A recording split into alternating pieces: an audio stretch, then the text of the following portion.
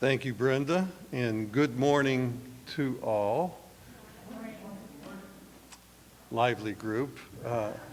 On behalf of Pastor Jim Mitchell and the session of Scots Kirk, I'd like to welcome all of you here in person, watching through live streaming, and those watching a delayed video of this worship service, all to the glory of God. We hope all is well with everybody here and watching online. I'm Dale Johannesmeyer, and I'm an elder here at Scots Kirk. The announcements are in the bulletin that hopefully was emailed to all. If you're not getting those, please let the church office know. There's a couple things I would like to note. The men's Bible study scheduled for tomorrow night will be held. We'll be doing that on Zoom, and Doug Gallard will be sending out the information on logging into Zoom for that as soon as I get it to him.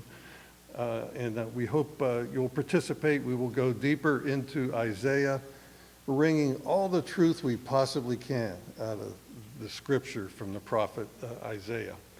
Also, our third hymn today is printed in your bulletin.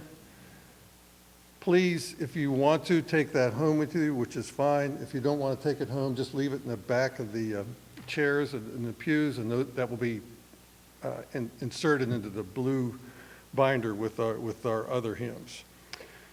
Before we begin this morning, it's truly useful and necessary for us to prepare our hearts to worship our God.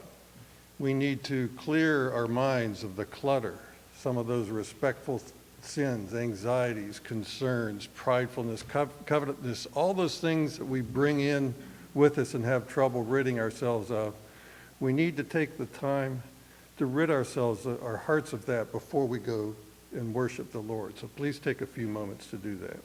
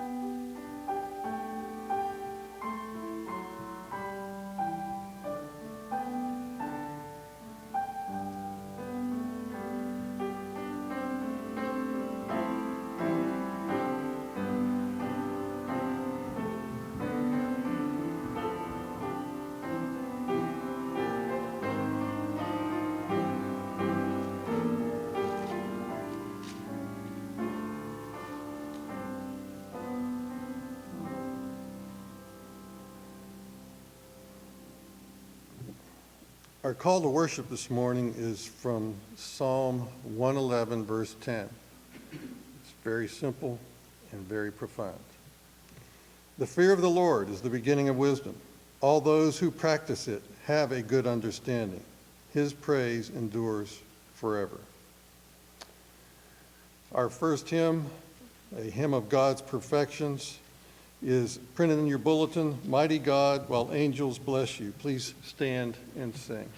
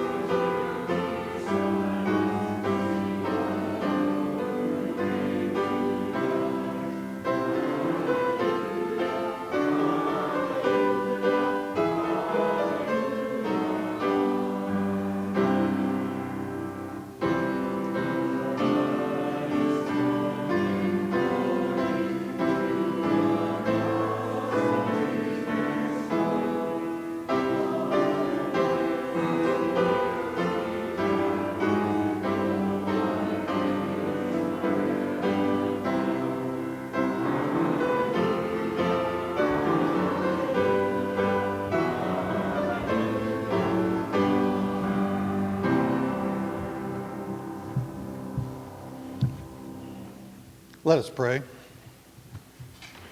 Heavenly Father, we come before you today to worship you and praise your name.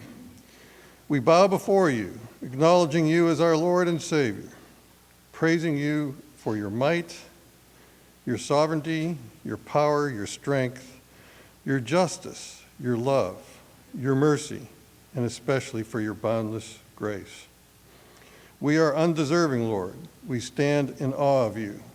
We pray that our hearts would learn how to rightfully fear you. Lord, help us to surrender our hearts to you and put you first.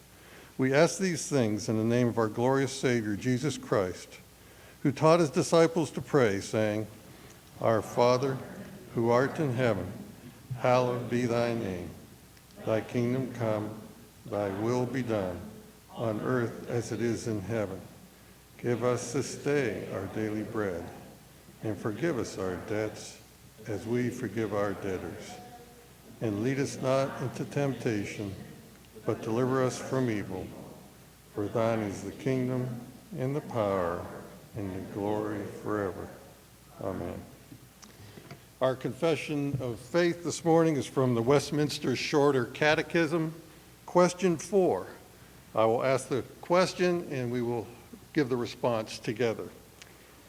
What is God? God is a spirit, infinite and eternal and unchangeable in his being, power, holiness, justice, goodness, and truth. Please be seated.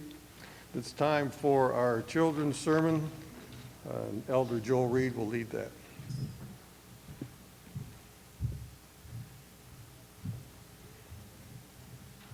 Good morning.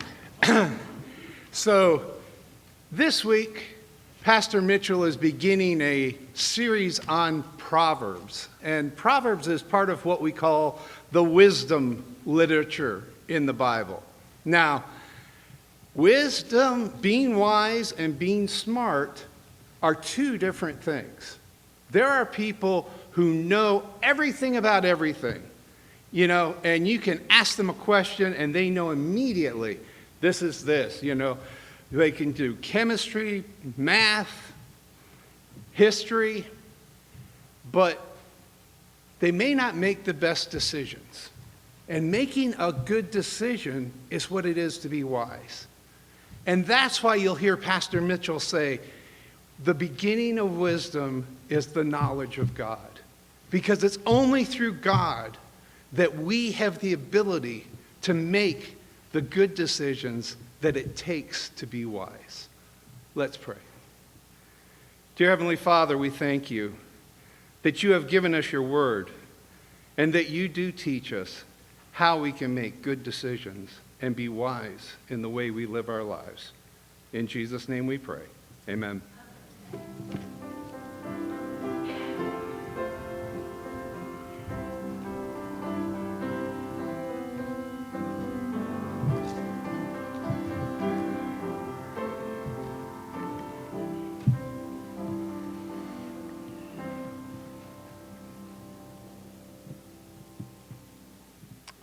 Our scripture reading this morning is from the Gospel of Matthew, chapter 11, verses 1 through 30. These verses from the Gospel of Matthew begin with the question put to Jesus by the disciples of John the Baptist, who was in prison. And Jesus' answer to that question follows. Then he gives a commentary on John the Baptist, and then an assessment of Israel's responses to the gospel compared to the profound wisdom of believers, a description of the glory and authority of our Lord in divine election, and finally, an open invitation to come to him. Hear the word of God. When Jesus had finished instructing his 12 disciples, he went on from there to teach and preach in their cities. Now when John heard in prison about the deeds of the Christ, he sent word by his disciples and said to him, Are you the one who is to come, or shall we look for another? And Jesus answered them, Go and tell John what you hear and see. The blind receive their sight, and the lame walk.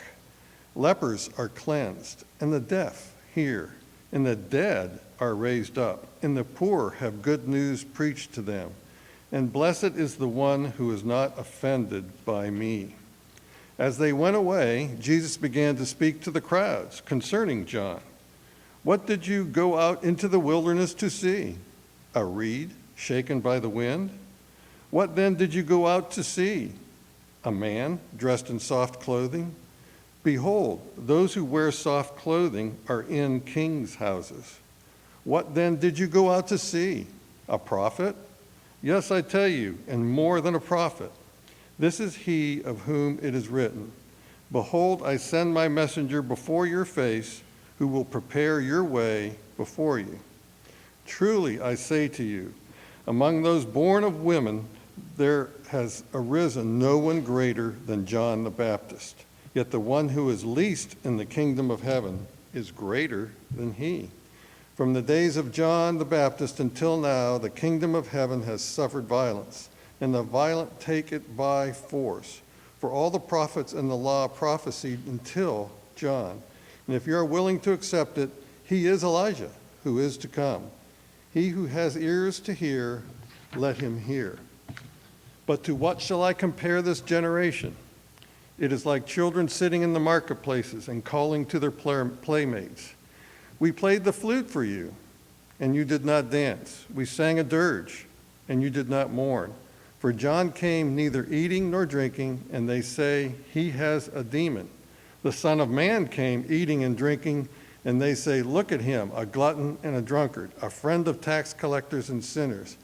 Yet wisdom is justified by her deeds. Then he began to denounce the cities where most of his mighty works had been done, because they did not repent. Woe to you, Chorazin! Woe to you, Bethsaida! For if the mighty works done in you had been done in Tyre and Sidon, they would have repented long ago in sackcloth and ashes.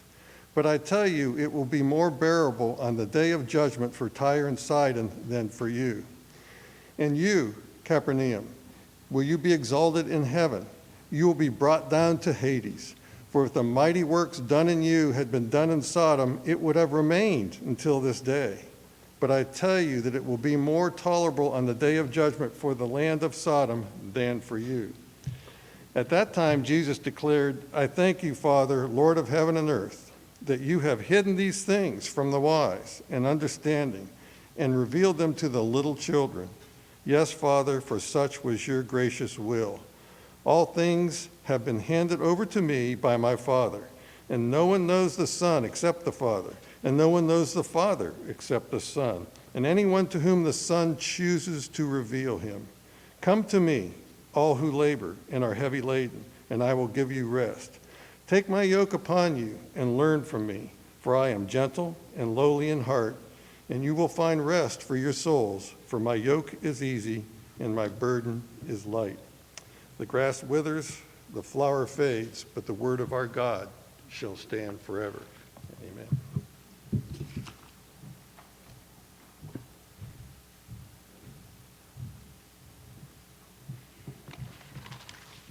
Let us pray together. O Father, Son, and Holy Spirit, we bow before you and we come to worship you as the angels do in heaven, singing of your holiness now and forevermore, doing your will perfectly. As we come into your presence, O Lord, we recognize that we would be undone.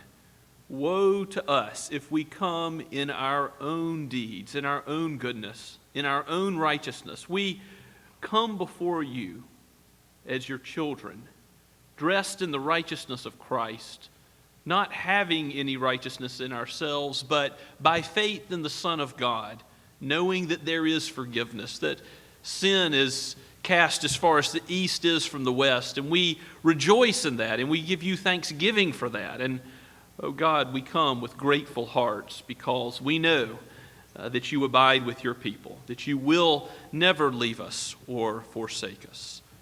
And so, Lord, give us wisdom to walk in the fear of you.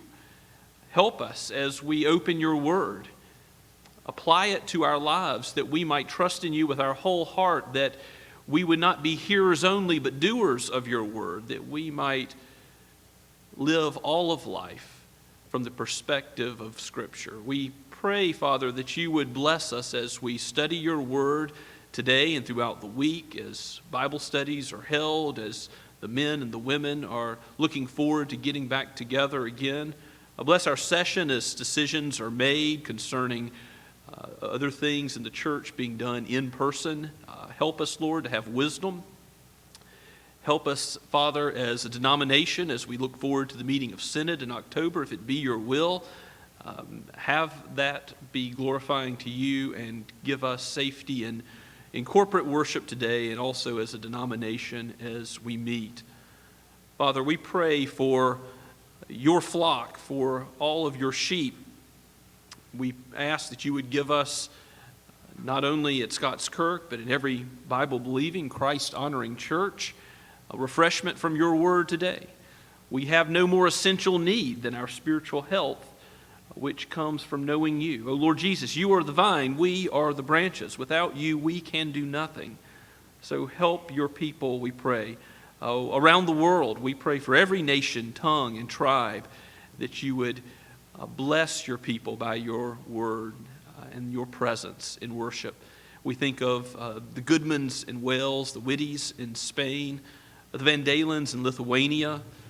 We ask, Lord, your provision for them all. And for Shem Creek here in the Low Country, let them be blessed. And, Lord, lead them on as a church plant that is now ordained elders. Give their session wisdom.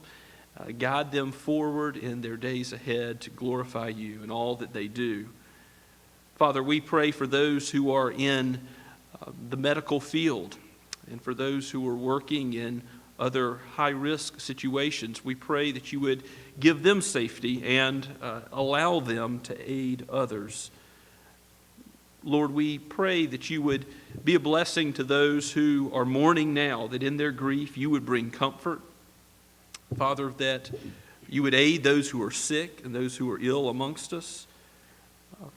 Help us as a congregation to lean upon you, to not trust our own minds, but to trust your flawless word, your holy word, and to lean on the truth of the gospel that never fails, that is the source of eternal life in Christ. Father, as we ask these things, we also recognize that we are weak and you are strong, that even though we come as a dimly burning wick, a bruised reed, that you will not break a bruised reed. You will not snuff out a dimly burning wick. Help us, O Lord, to believe. Help us to follow hard after Christ, to take up his yoke, which is easy, and his burden is light, for he welcomes sinners. He welcomes those who were his enemies and calls them his own. What a privilege it is to address you in prayer, Father, that through the Lord Jesus we have access to the throne of grace. And so we pray for those as you've instructed us in places of high authority. We pray for all those in leadership in this country, in this state, that you would give wisdom to lead by your wisdom and not by the taking of a bribe or by corrupt and flawed principles of this world.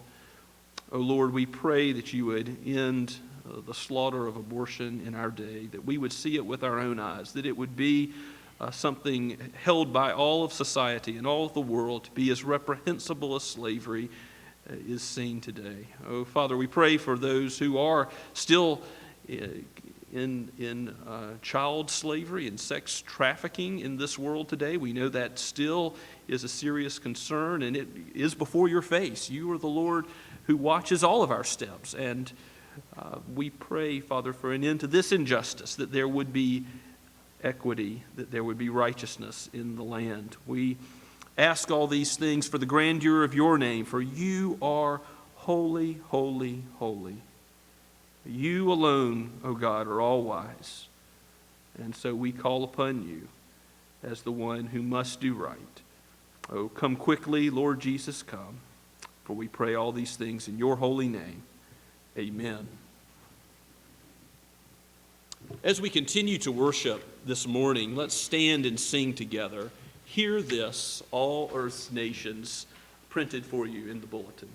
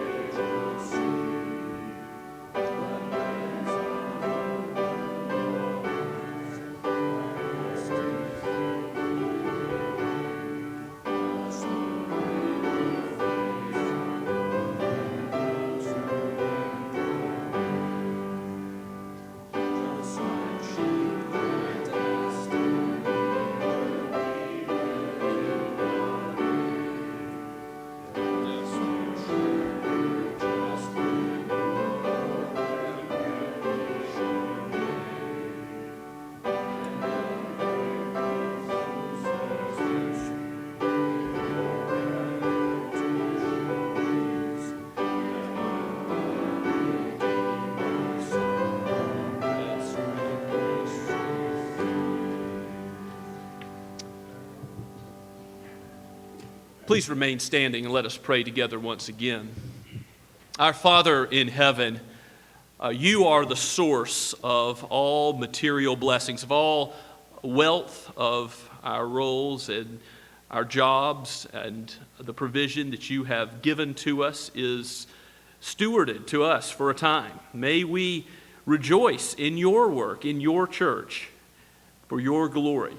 As we give these tithes and offerings to you, we pray, Father, that your name would be made great through deeds of love and mercy and through the preaching of the gospel here and around the world. May your name be glorified indeed. For we ask it in Jesus' name. Amen.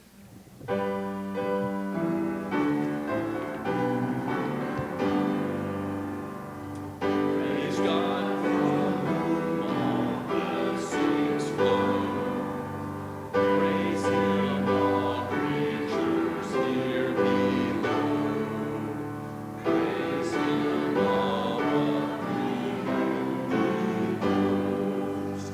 Praise Father, Son, and Holy Ghost.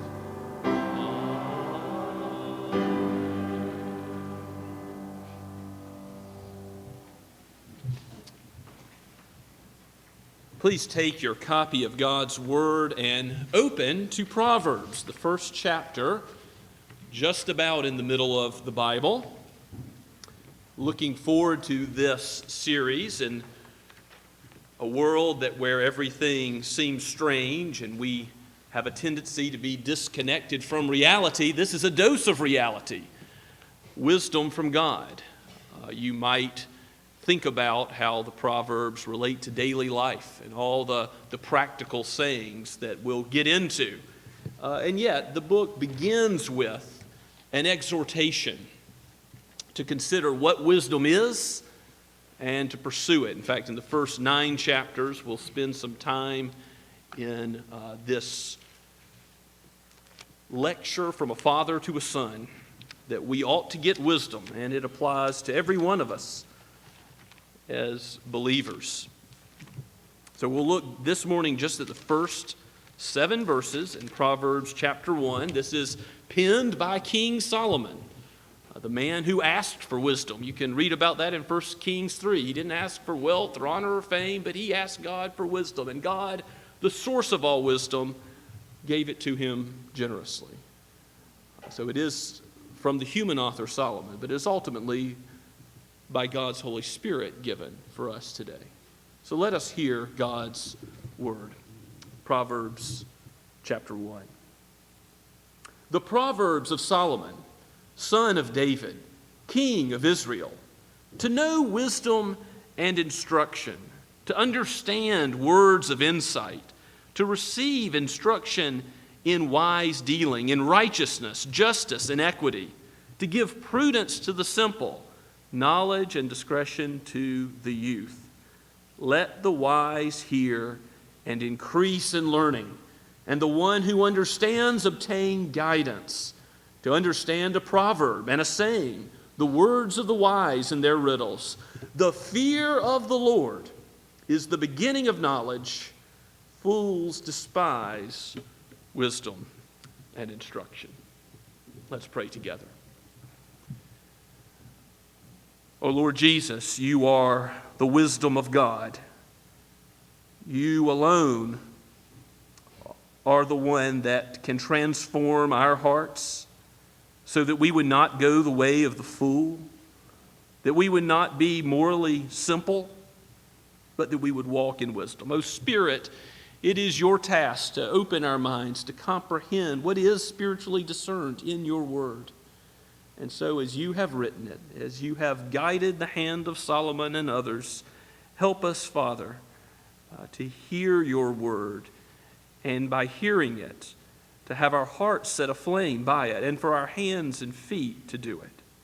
For we pray all this in Jesus' name. Amen. An apple a day keeps the doctor away. Curiosity killed the cat.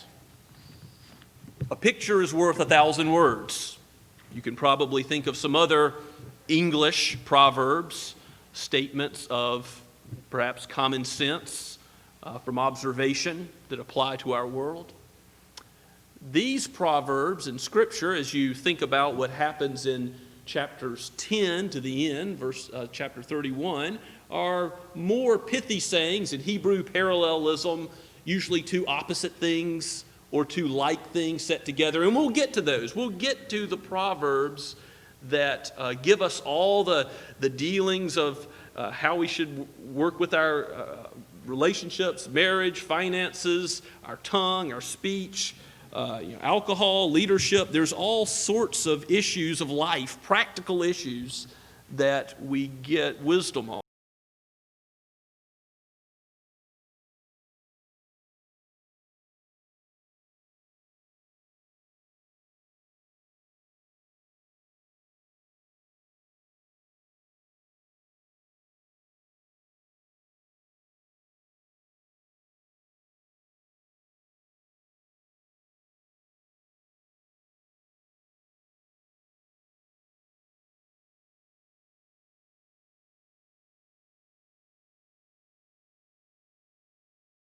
Covenant Lord, because it is the fear of the Lord, capital L-O-R-D. That's the fear of Yahweh, the one who revealed himself to Moses as the great I am, the one who always was and always is and always will be. He is the God who saves through the Messiah. And it is trusting in this God, fearing him, not in a way that is trembling as his enemy, but that is seeking to please him above all else, in a way that is, by fearing God, putting him as the first principle of one's life. This fear of the Lord is the beginning of knowledge.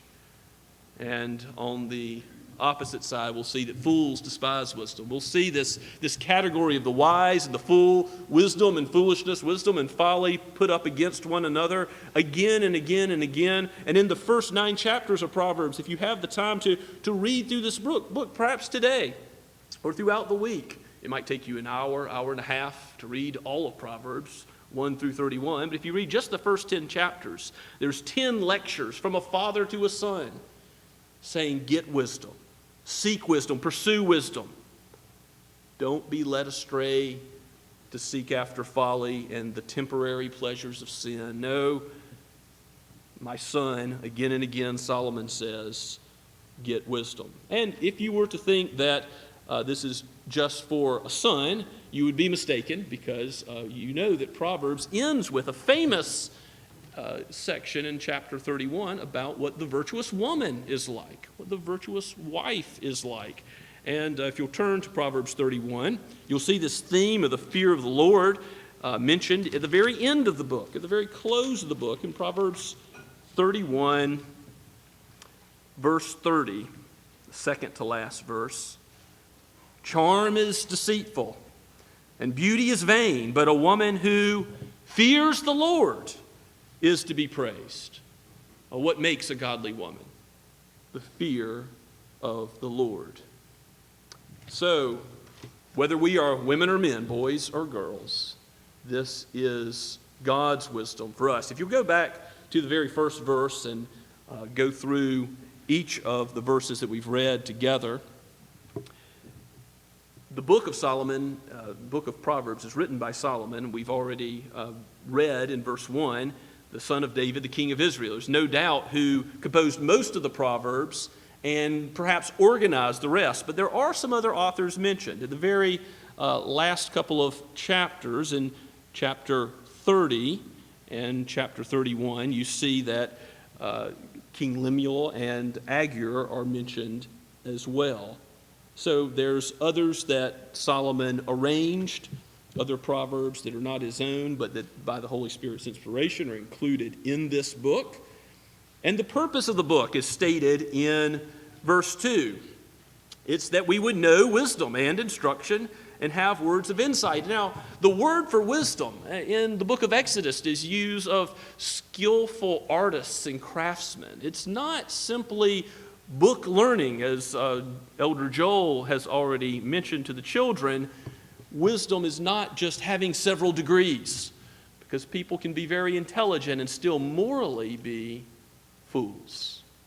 Like the fool that Jesus gives in the parable, who built bigger and bigger barns for himself. He was very wealthy in worldly terms, but he didn't know that this very night all this was going to be required of him, and he was going to face God in eternity. And God calls him a fool.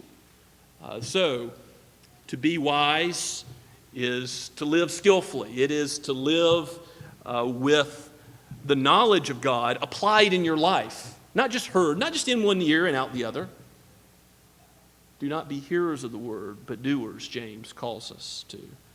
This Christian life where it's to affect our heart, our whole being, to love the Lord our God with all of our heart, soul, mind, and strength. That is what wisdom is. And so, before we get into all the pithy sayings, all the proverbs, the Father says to the Son over and over again in Proverbs 1 through 9, get wisdom, get instruction.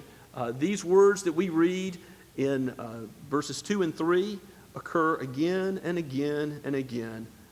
That you can look at chapter 2, verse 1. My son, if you receive my words and treasure up my commandments with you, making your ear attentive to wisdom and inclining your heart to understanding, yes, if you call out for insight and raise your voice for understanding, things will go well. If you seek it like silver and search for it as hidden treasure, Then you will understand the fear of the Lord and the knowledge of God. For the Lord gives wisdom, and from his mouth come knowledge and understanding.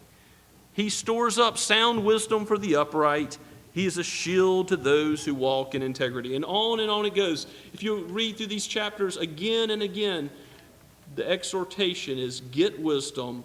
Don't let your path be without the light from the lamp of God and his character. Because who is the source and the fount of all wisdom?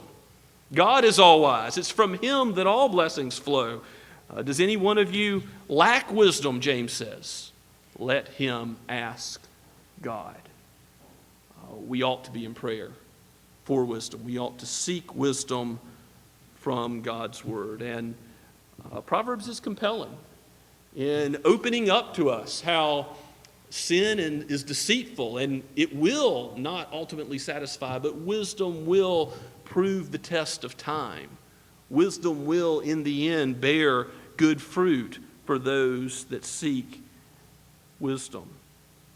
Wisdom is personified and put against Lady Folly, Lady Wisdom and Lady Folly, but we ultimately know that this wisdom is the wisdom of Christ. From the early days of Justin Martyr, Sophia, the word in Greek for wisdom, is related to Jesus. He is called the wisdom of God in 1 Corinthians chapter 1, 24. Jesus himself, we know, is the fulfillment of all the Old Testament, but we know especially, particularly, Jesus is the wisdom of God. The cross seems like foolishness to the world because here the Son of God dies. It seems like weakness.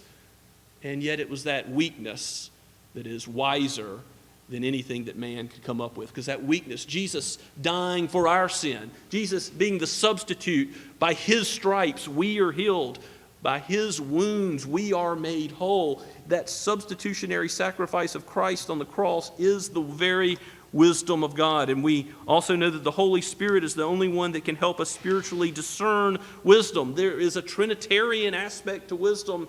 You might say that Proverbs lacks some of the themes of the rest of the Old Testament of God's covenant and the temple and his law, but that's not really the case just because those things aren't prevalent.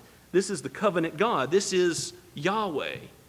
This is the God of Abraham, Isaac, and Jacob. This is the God of Moses who gave the law. This is the God of the new covenant, the God of the Messiah, the Lord Jesus, that gives us this wisdom. Now there's, in verse 5, a exhortation to the wise that if you're going to hear wisdom, you'll increase in learning. The one who understands obtains guidance. The wise are corrected on their path and they become wiser still. But a fool hates rebuke. A fool hates to be corrected. And yes, Proverbs can seem like, verse 6, riddles. But if God opens your heart, if the Holy Spirit gives you understanding, the riddle will be unlocked. And some of these Proverbs you'll have to meditate on. You can't just read them really fast. You have to stop and think and chew on them. They need to be digested. These riddles of God are meant to use the fear of the Lord in all of these various aspects of our life as we live it for Christ. The fear of the Lord is the beginning of wisdom. Fools despise wisdom and instruction. And there's also another category besides the wise and the fool. In verse 4, we hear about the simple related to the youth, those who are not yet advanced in their understanding of morality. They're not yet scoffing, mocking. They're not fools, but they need to be guided. So what is King Solomon saying to his young son? Get guidance now. Don't delay in getting wisdom. Don't think you'll just follow your heart. The world says follow your heart, follow your feelings. But what does God's word say? Turn with me to Proverbs chapter 28. Again, towards the end of the book. Proverbs 28, verse 26. Whoever trusts in his own mind is a fool, but he who walks in wisdom will be delivered. Now, maybe go all the way back to chapter 3. Chapter 3, verse 7. This is a a good section, parents, to have your children memorize. Chapter 3, verse 7 says, "Be not wise in your own eyes. Fear the Lord." There you see that theme again. "Turn away from evil. It will be healing to your flesh and refreshment to your bones." There are benefits from heeding God's wisdom. And you will see again and again the proverbs that say how the world tends to work is that those who follow God's law are blessed, those who are covenant breakers are cursed. It relates to those Deuteronomy covenant blessings and covenant curses. Now, this is generally the way the world works. A proverb is a general truth. It's not a promise. And that's important because sometimes it seems like the wicked prosper. Sometimes it seems like things don't go the way that the proverbs say. And we've talked about that as we've discussed Psalm 73 before, because the psalmist struggles with, why do the wicked prosper? Why do God's people suffer? In the end, God corrects all injustices. God, in the end, proves that his way is the way of wisdom, even when the general truth doesn't apply.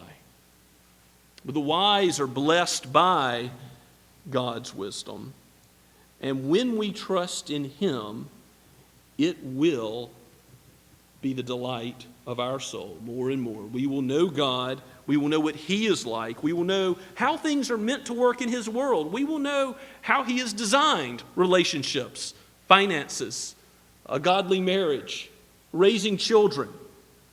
We will know what God's world, what goes against the grain of reality and what goes with the grain of reality. And we will be able to avoid splinters as we go with the grain of reality. We understand more from he who made the world, from he who spoke the world into existence by the word of his power. So the fear of the Lord, this theme verse, I want to show you a few more verses in Proverbs that will relate to it. If you'll turn over to chapter 9, you'll see it repeated almost verbatim in chapter 9, verse 10. The fear of the Lord is the beginning of wisdom, and knowledge of the Holy One is insight. For by me your days will be multiplied and years added to your life. Do you want to see good days? Do you want to have a happy life? Seek wisdom. Read the book of Proverbs. Pursue God's wisdom in his word. Turn with me again to chapter 10, the next chapter over, verse 27. The fear of the Lord prolongs life, but the years of the wicked will be cut short. The wicked and the fool are synonymous. The wise is the one who is righteous in God's sight by faith. Chapter 14, go to verses 26 and 27. In the fear of the Lord, one has strong confidence, and his children will have a refuge. So you see it being applied to the family. The fear of the Lord is a fountain of life that one may turn away from the snares of death. And where Solomon will advise his son again is not to follow after Lady Folly, to go down to death, to have a celebration in the here and now, but to enjoy eternal life, not the deceptive pleasures of stolen water, bread eaten in secret. No, pursue the fountain of life. Pursue the water from which you will never grow thirsty again. Jesus Christ, the living water, the bread of life, the everlasting Lord. He is the way of pleasure. If you'll go with me to chapter 15, verse 16, again right next door. A better is a little with the fear of the Lord than great treasure and trouble with it. So even the most humble circumstances, even poverty with the fear of the Lord is made better than a fool who has everything, like the rich fool that faced God the very night where he said he was going to get more and more in this world, and moth and rust destroy everything. There's nothing kept for him after his death in this world. God shows us his wisdom throughout the book of Proverbs, and this theme of the fear of the Lord. You can look in your outline to look up other verses in the book of Proverbs, but I want to show you more from the Bible as a whole. Look with me at Exodus chapter 20, verse 20. And I'm not going to look up everything that's listed, but a few select verses, and again, commend your study. This is just a sampling. This is such a massive theme in the Bible. This list could be much longer. But Exodus chapter 20, verse 20, this is the chapter in which the law of God is given to Moses on Mount Sinai. And afterwards, Moses says to the people, "Do not fear, for God has come to you to test you, that the fear of him may be before you, that you may not sin." So God has delivered his people Israel out of the house of bondage, out of Egypt, and he's led them to Mount Sinai to receive the law. Now, the law shows us our sin. It shows us how much we need God, but it also shows us the way we should live. If we want to know how to please God, how does this world work? His law shows us that. And Moses says, do you want to live a life where you don't sin, where you live in the fear of God, where you want to please him? Follow these 10 words, these 2 tablets. The moral law summarizes love of God and love to our neighbors, summarized in the 10 commandments by the terminology of the fear of the Lord. There are several places throughout the Pentateuch in the writings of Moses and in the historical books, but let's go forward all the way to Job. Job chapter 1, verse 1, also in the wisdom literature as Job wrestles with suffering that seems unusual in God's economy. It says in the very first verse of the book of Job, there was a man in the land of Uz whose name was Job, and that man was blameless and upright. And what does it mean to be blameless and upright? The very next phrase, the very next clause. One who feared God and turned away from evil. So what does it mean to fear God? It means to seek to please him, to follow his character and his commands, and to turn away from that which is contrary to him. For he is good, he is holy, he is separated from evil to an infinite degree, and to turn away from evil, to seek to grow closer to his character, to be more like Christ, to be led by the Spirit and produce fruit of the Spirit, not the fruit of the flesh. Job was one who feared God. Several places in the Psalms that we could go, but let's go to Psalm 128, the next book over, also considered wisdom literature, the book of Psalms. Psalm 128, and we'll read verses 1 through 4. Here's a short psalm where its theme is the fear of the Lord. Many times the fear of the Lord is mentioned in the Psalter, but here is a psalm that has this theme throughout. I'll read the first 4 verses. Blessed is everyone who fears the Lord and walks in his ways. You shall eat the fruit of the labor of your hands, and you shall be blessed, and it shall be well with you. Your wife will be like a fruitful vine within your house, and your children will be like olive shoots. The godly family is blessed. Now, the olive shoots around your table. Behold, thus shall the man be blessed who fears the Lord. There is a bountiful provision. God is generous to those that fear him, that trust in him, that believe him. What was Adam and Eve's original decision in the garden? To trust themselves, to trust the word of Satan, to trust something other than God, or to trust God. Don't lean on your own understanding. Don't follow your heart. Trust God and his flawless word. The one who does that will have life. And the way of our first parents is the way of death. In Adam, we have all sinned and gone down the path of foolishness, and many times in our own lives we have been like fools. But the fear of the Lord, God's word in us, will change us more and more. We trust in Christ. We're changed by him to get off the path that's broad and leads to destruction. We're on the narrow way. But then more and more, he sanctifies us by his word. His word teaches us the difference between godliness and evil, between wisdom and folly. His word will guide us in the fear of him. Continuing the wisdom literature, we have looked at the book of Ecclesiastes together over a year ago now. The book of Ecclesiastes ends with a statement about the fear of the Lord. Do you remember what it is? So if you turn over past Proverbs to Ecclesiastes chapter 12, look at the very next to last verse as the matter is summed up. The end of the matter, all has been heard. Fear God and keep his commandments, for this is the whole duty of man. How does the whole duty of man, our Christian life, get summarized? Fearing God, walking in wisdom, trusting in his word. And we see the prophet Isaiah in Isaiah chapter 6. We see him say, "Woe is me, I'm undone." He fears the Lord when he considers his own sin, when he considers how foolish he's been, how much folly is in him compared to the holiness of God. We see the same thing in Luke chapter 5, verse 8, when the disciples are on the boat and they see Jesus calm the wind and waves, and they say, "I am undone," because they see the power and the holiness and the might of God compared to themselves. So the fear of God does have a sense of trembling and worshiping him, knowing who he is, and not having any misconceptions about his character, his holiness, his goodness. But it is good news for those that trust in the Lord Jesus Christ.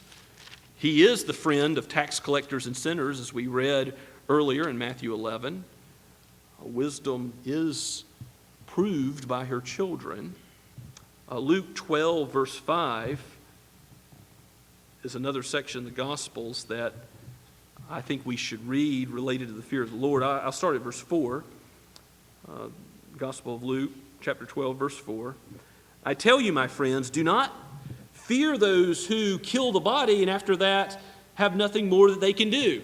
So we might think about how terrible it would be to get an illness like the coronavirus that can kill the body. We think about Christians and persecution and being thrown in jail or threat of death. But God says, don't fear those who can kill the body ultimately. Whom shall we fear? Verse 5. "I will warn you whom to fear. Fear him who, after he is killed, has the authority to cast into hell." Yes, I tell you, fear him. We're to fear the one to whom we ultimately have to give an account. If we are in our own sin, if we are not fearing the Lord but trusting in ourselves to live this life, we will ultimately face God's judgment throne and be condemned for our sin. But if we fear him, if we trust in the Messiah he's given to cover our sin, to be our sacrifice, to be our righteousness, then look at how he cares for us as we continue reading. "Yes, I tell you, fear him. Are not 5 sparrows sold for 2 pennies? And not one of them is forgotten before God." So if God cares about the sparrows in the air, animals not made in his image, will he not care for you, O child of God, one who he has redeemed, one who he's plucked out of the fire, one who he has spared from his wrath and given his grace? You see how God's care and kindness and compassion are put right alongside his fear. So as we worship him, yes, we tremble before his might and his majesty, but we know he's our Father. We're not scared of his judgment throne because we have the righteousness of Christ. He is ours and we are his. He is our covenant God. He is our Lord. And since he is ours, we can remember what verse 7 says, "Not even the hairs of your head are numbered. Fear not." Do not fear. Right after saying fear God, he says, do not fear. You are of more value than the sparrows. Well, the wisdom of God continues throughout the New Testament. I want to show you a couple more places. We just went through the book of Colossians. Colossians chapter 3, verse 22 is the section on masters and slaves are to live in a way that is not for the sight of men, but before God. Why? Because they fear him. That fear of the Lord is given as the reason why a bondservant would faithfully serve, an employee would faithfully work for an employer in the fear of the Lord. Now go to Revelation. Go to the very end of the Scriptures. From Genesis to Revelation, this theme is present. Revelation chapter 15. In Revelation 15, we'll look at verses 3 and 4. We hear about the song of Moses and the Lamb here. What will the singing be like in heaven? Will they have forgotten the fear of the Lord in heaven? Surely that's not something that we'll have to consider for all of eternity, is it? Well, listen. And they sing the song of Moses, the servant of God, and of the Lamb, saying, "Great and amazing are your deeds, O Lord God the Almighty. Just and true are your ways, O King of the nations. Who will not fear, O Lord, and glorify your name? For you alone are holy. All nations will come and worship you, for your righteous acts have been revealed." You see, it'll be our task in heaven forever to worship God in the fear of Him, in the filial, the family-like trust in our Heavenly Father. Look at Revelation 19 verses 4 and 5. Again, a throne room scene. Hallelujahs, praises are being given to God.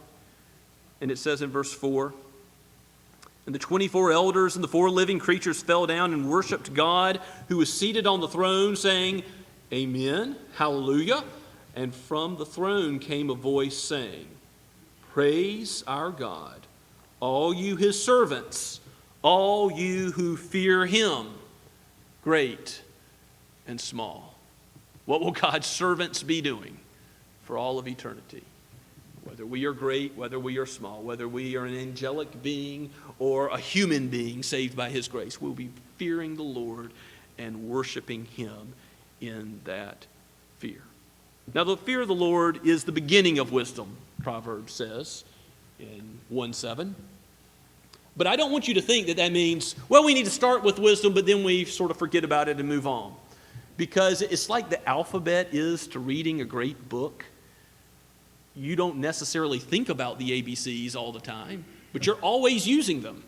And in the same way, for us to live life as Christians, to live life that pleases God, I hope you've seen how expansive this theme is.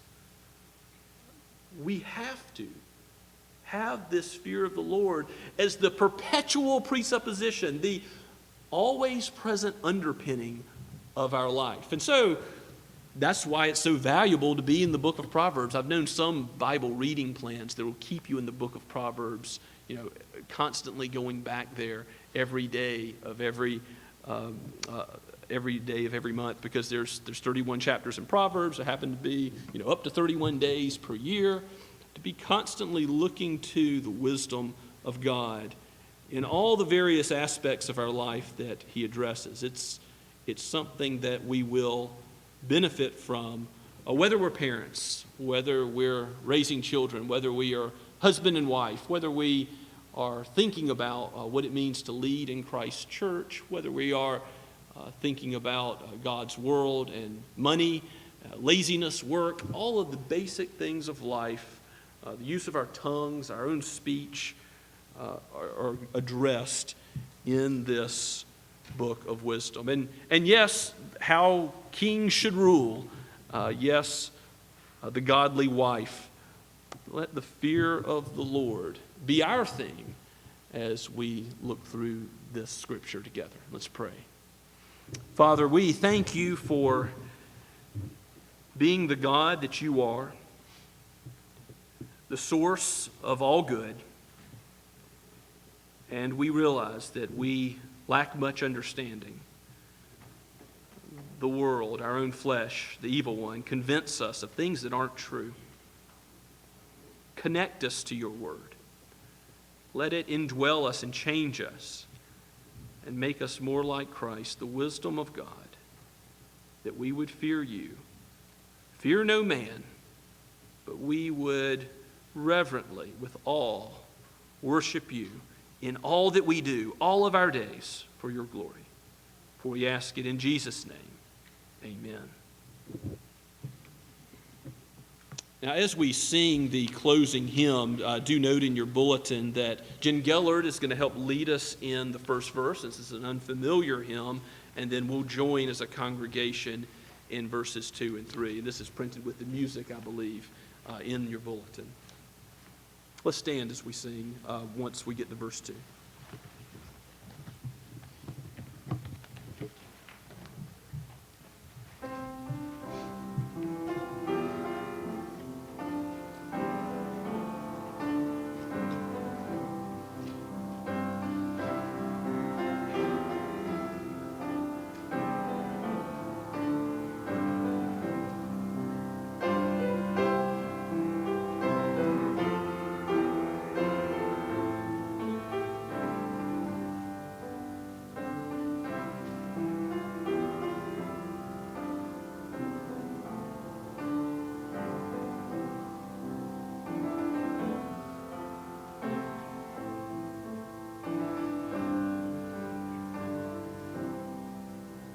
God of grace, amazing wonder, irresistible and free. Oh, the miracle of mercy, Jesus reaches down to me. God of grace, I stand in wonder as my God restores my soul. His own blood has paid my ransom, awesome cost to make me whole.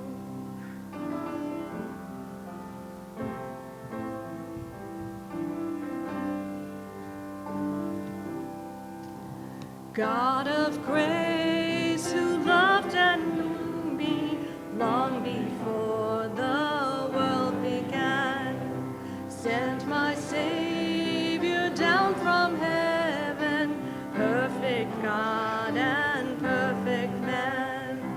God of grace, I trust in Jesus, I'm accepted as his own.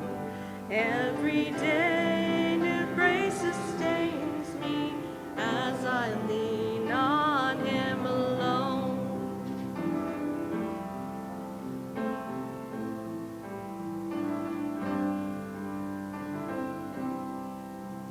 God of grace, I stand astounded, cleansed, forgiven, and secure. All my fears are now confounded, and my hope is ever sure. Oh, God of grace, now crowned in glory, where one day I'll see your face, and forever I'll adore you in your everlasting grace.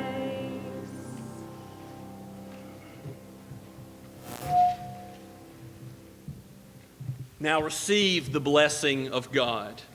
Now to him who is able to do far more abundantly than all we ask or think, according to the power at work within us, to him be glory in the church and in Christ Jesus throughout all generations, forever and ever. Amen.